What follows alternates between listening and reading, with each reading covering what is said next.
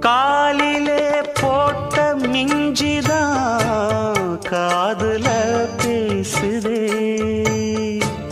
கழுத்துல போட்ட தாலிதான் காவியம் பாடுதே.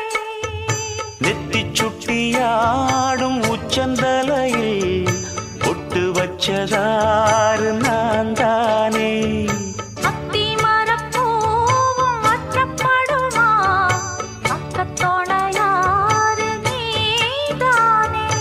ஆசை பேச்சில் பாதி மூச்சில் லேசாதேகம் சூடு